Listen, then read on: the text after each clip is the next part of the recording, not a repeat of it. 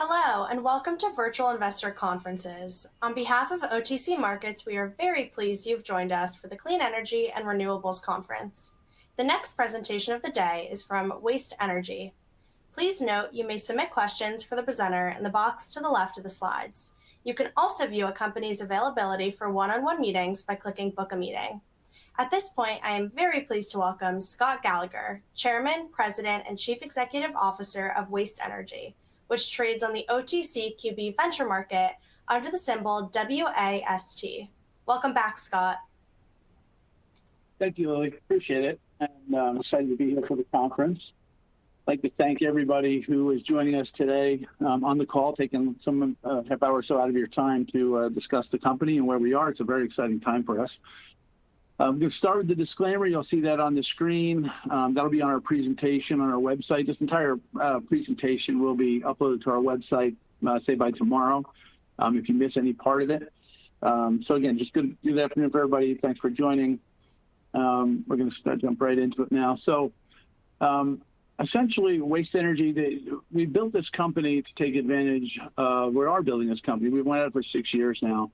To take advantage of a movement that has been building over the years, particularly on the waste side and relative to tires and plastic.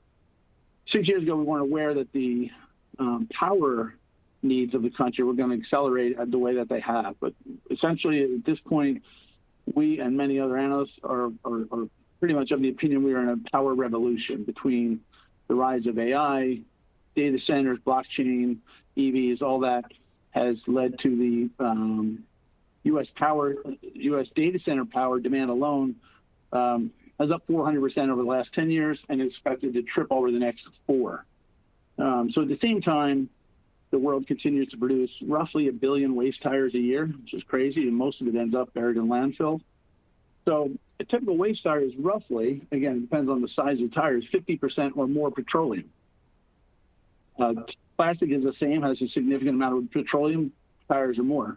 So we have targeted this business model several years ago when we really dug into the tire side and made it our mission that we found a business that we can build that can become very profitable, and we can actually do something positive by diverting all these tires, tons and tons, every day, every month, away from landfills, and then start providing a renewable power source to all these different markets.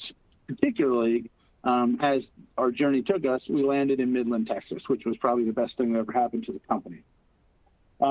Midland and the Permian Basin in particular, Permian Basin is essentially the energy capital of the world by most accounts. The Permian Basin generates roughly 6 to 6.5 million barrels of oil a day. It's more than most countries produce. It accounts for roughly 40 to 45% of total U.S. oil production.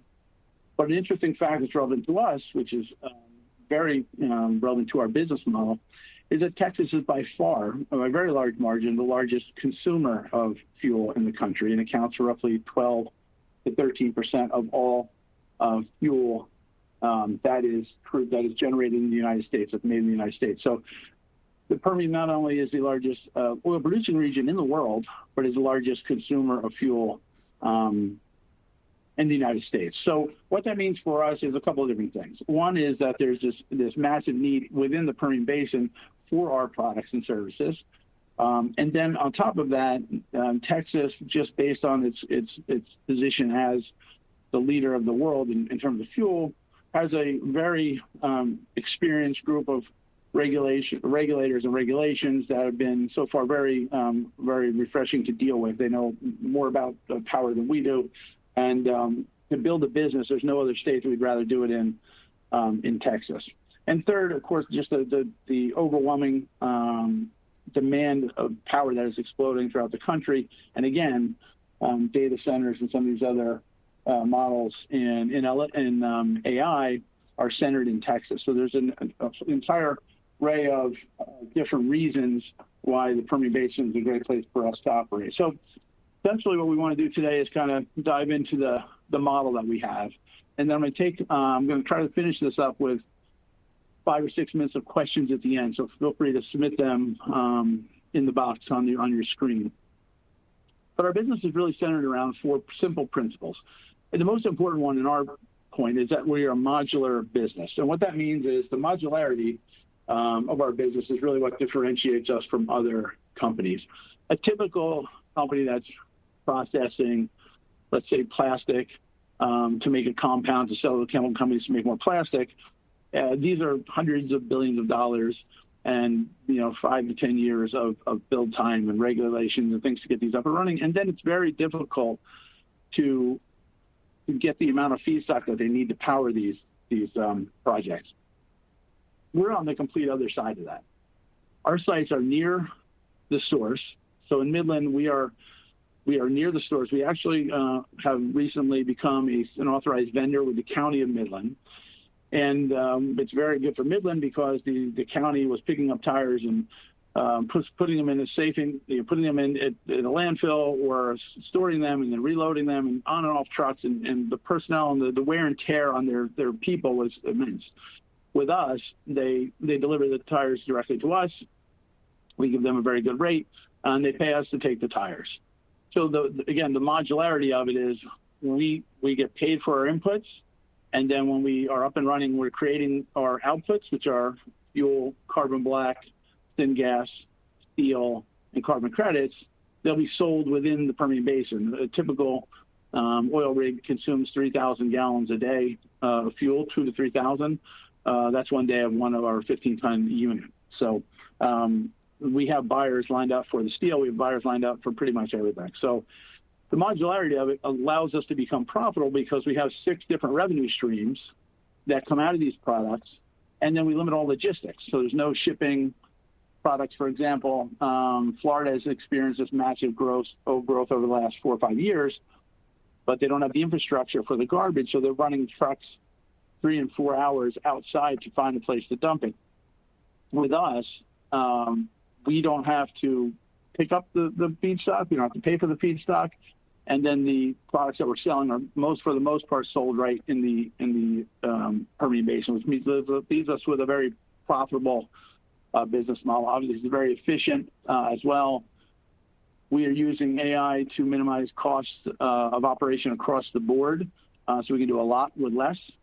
Specifically in our automated carbon credit creation patent. We have patent pending tech we're developing there, which essentially eliminates the human error in that process. So we'll be capturing data with sensors and videos, comparing that to an engine that knows what a carbon credit is. Carbon credit's created, and it's dropped in a digital wallet and can be bought and sold by companies on our platform, which is another entire revenue stream that we could also license out at some point. And then it's repeatable. So we're codifying everything. Again, Midland is the template. So as we build Midland and roll it out, as we codify that entire site, the next one that we will launch, which probably will be 3 or 4 sites within Texas alone initially, can be spun up much faster than this one is because the entire process has been codified. There's 3,000 active landfills roughly in the United States. There's 5,000 data centers. We're also the data center capital of the world, and the amount of power needed there is just tremendous. So the modularity of it, the profitability, it's very efficient, and it's very repeatable. So the modularity side to it, again, is low cost of the logistics because we're on-site. Deployment eliminates all the transportation overhead on both the inputs and the outputs. It's highly profitable based on that model, plus the fact that we have 6 different revenue streams, and it's highly scalable. We're essentially taking the project that we are building out in Midland and just repeating it in other markets. So relative to Midland, just for people who have been there, it's been a long journey to get here. 2026 is going to be an exciting year for us. We passed through USMCA, Border Patrol and Customs in December. We were approved actually in late November. Bulk of our equipment was received in late December. Our lead engineer arrived in Midland in, I think it was January 12th. Site was finished, design, and the layout was done in January and February. We're now, we announced at that point we had a 90-day build to commissioning from when the engineer arrived. That puts us in mid-April. Now, again, I'd love to give you an exact date on stuff. We're working as fast as we can. There are a bunch of variables that we don't control, so we're doing the best we can. But we really think we're pretty confident that mid-April we should have this up and running. We're hoping to do that sooner, but we're deep into it right now. And on a go-forward basis, we'll keep everybody informed on milestones and actual achievements as we launch this out, when things are finished, when the site is in place, where we're at in that process, so everybody knows. So that's the modularity side to it. The AI is fairly obvious. I think by now everybody's probably using AI every day of the week, as I am. But we deploy AI agents across all layers of the business to help to reduce the cost. It gives us the ability to do things we could have never done 5 years ago as a small company. And using AI in the automation of carbon credits and also blockchain verification with NFTs. And I think that's really one of the perfect uses of NFTs, the ability to create an immutable receipt that can't be changed, that houses all that data that is what a carbon credit is, in a way that there was no human interaction, really improves the kind of provincial compliance of that asset, which has been the big problem in that space with institutional grade carbon credits. So that's something we're very excited about, and we're very AI centric. Pillar 3 is the 6 revenue streams. So specifically, this is mostly related to tires, because the first phase of this business, we have an endless supply of tires. We have roughly 90 tons of tires on the property now. We're ready to roll, just waiting for this final installation of the machine. So I'll walk through these relatively quick, but we don't know which one's going to be our primary revenue stream right now. We think it's going to be tire-derived oil, which we generate roughly 3,000 gallons of oil per day. Now, for that oil to become road diesel, it would have to be refined further to get the sulfur content down lower. So we have multiple buyers for it out of the gates, which is what we're focusing on. Our business right now is obviously the quickest path to revenue is where we're focusing on, and then we'll increase that and refine it as we go forward. But we're talking about roughly now, I'm talking in terms of 15 tons. As I mentioned in the press release a little while ago, we built our foundation out to support 30 tons because we will be adding that second 15-ton machine very quickly after the first is up and running. But obviously 100% of our focus right now is getting the first 15 tons live. So these numbers I'm going to give you are based on 15 tons. So it's roughly 3,000 gallons per day of the oil. The syngas that's generated from the process will be used to power the machine. So roughly the first hour we'll need an alternative fuel, which will be propane. And then once we have enough of the syngas built up, we'll be using the syngas to power the entire machine. Syngas can also be used to power turbines to generate power later on, which really becomes an interesting part of our model when you start thinking about the data center need and the craving for power across the country right now. On the input side, that's the feedstock. Our model is essentially free or better. Right now, we're being paid for most of this feedstock that we receive from the county and others. In certain cases, when we're cleaning up a market or we're helping out an area, we will just take the feedstock for free, but we don't pay for any feedstock at all. Carbon credits, and when this process is also, hopefully we'll be receiving that patent in 2026. And once that patent is done and it is launched and this technology is rolled out on this machine, we'll then have the ability to license that tech to other companies. And there's a couple different interesting ways we think we can do that. We've got some interested parties already that are fascinated by it and are looking at ways to use it. Fifth one is the tire-derived steel. That's another interesting point that some of these tires, mostly in the larger truck tires, the quality of steel is actually very high grade. So we have a lot of buyers lined up for the steel, for all the steel already before we've even started here. And then the recovered carbon black, which again, this is a very interesting commodity that's being created from the tires. So the initial quality of the carbon black may not have a ton of value. We'll know more about that when it's tested. But then it can be refined to make it very valuable. So the carbon black could be as low as $250 a ton, or it could be $1,500 to $2,000 a ton. So we're going to be focused. We are focused on that already. And once we're processing, we're going to decide, look at the economics and see if it's worth it to pelletize it or refine it to get the higher numbers for carbon black. But those are our 6 revenue streams. I think they're very they diversify the company, and they protect us against cycles of oil and gas and different things, because we've got these 6 separate streams, which is very unique. And then the 4th pillar, and this is the most important part of the whole business, is the ability to replicate it. So again, Midland's the model. So if we're successful in Midland, we'll have a very large and successful business going forward. And we're building a platform. It's not just a one-off. We have absolutely no desire to build one site in Midland and wrap this thing up. Every deployment that we launch, once the playbook is curated in Midland, the opportunity going forward is massive. And again, I'm not one of these guys that sits there and throws giant numbers, say if we get 1%, we'll make a lot of money. But there are 3,000 landfills operating in the United States. We've had contact with 4 or 5 of them already, and we're not even operating. And then the U.S. data center, the United States is the largest data center market in the world, and it is expected to triple over the next few years. And again, that is a market that is just sucking up energy. I had a stat here I wanted to throw to everybody just to kind of give some perspective on the size of that market. Northern Virginia is the largest data center market in the country. In that market, the data centers are consuming 25% of the local electricity. And then I saw another stat where a single large language model, train one model, takes as much energy as it does to power an entire city.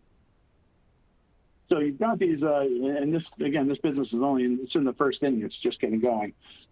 So the opportunity to close that gap at the same time, divert all these assets that are currently just being buried on this set it and forget it kind of mentality and leave it for the next generation, is our main focus, right? So in every company, you want to know why you're doing what you're doing and where you're going to go and how you're going to get there. And for us, which I'll get to this next slide, which is very exciting, I'm going to just preface it by saying we're not saying that these are numbers we're going to achieve, but we're saying this is the path that we're operating under, and this is the model we have to get there. Whether you believe it or not, or whether we execute on it or not, that's all yet to be determined.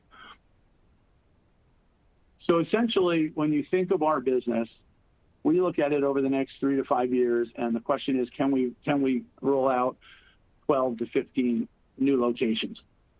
We 100% think that we can.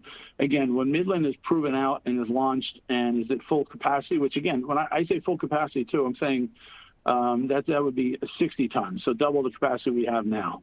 Our engineers have evaluated our site, in particular in Midland. It's 4 acres we have there, and they actually think we can handle a little bit more than that. But they're just being conservative, saying we have 60 tons, which is 4 of our machines per site.